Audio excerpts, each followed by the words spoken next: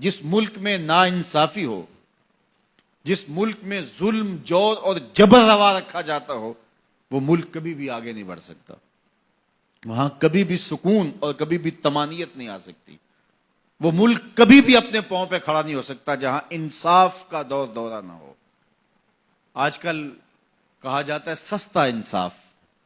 اسلام سستے انصاف کی بات بھی نہیں کرتا، اسلام مفت انصاف کی بات کرتا ہے.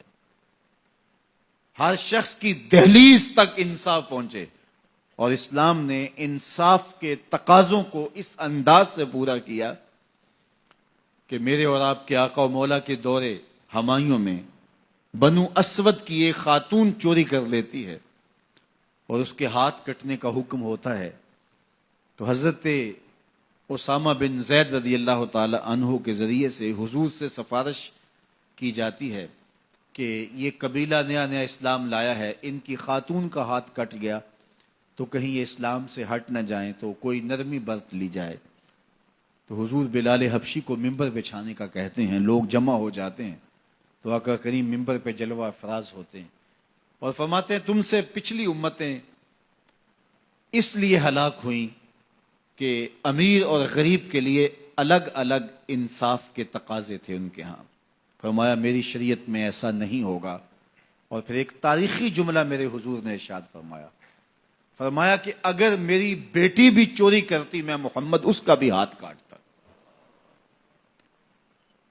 جب کسی بھی ملک کے اندر، کسی بھی ریاست کے اندر دو طرح کی عدالتیں ہوں، غریبوں کے لیے الگ نظم ہو، امراء کے لیے الگ قانون ہو، تو پھر کبھی بھی اللہ کی رحمتیں ان قوموں پہ نازل نہیں ہوتی.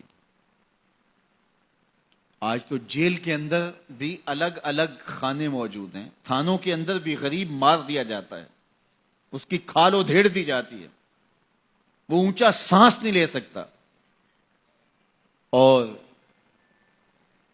با اثر لوگ تھانوں میں بھی دامادوں کی طرح رہتے ہیں اور وہاں بھی انہیں مہمانوں کی طرح رکھا جاتا ہے. اور عدالتوں میں جو ہوتا ہے وہ کسی زمانے میں کہتے تھے کہ وکیل کر لو، اب کہتے ہیں جج کر لو. انصاف کا جس طرح دن دہاڑے خون ہوتا ہے اور عدالتوں اور کچہریوں کے اندر جو عدل و انصاف کا قتل عام ہوتا ہے وہ کس سے مخفی ہے؟ اپنی آنکھوں پہ پٹی باندھ کر کے اور خاموشی اختیار کرنے سے کوئی فرق نہیں پڑتا. آج ہمارا عدالتی نظم انصاف نہیں دے رہا. اگر ہم چاہتے ہیں کہ یہ ملک آگے بڑھے اور مستحکم ہو تو نظام عدل کو درست کرنا پڑے گا.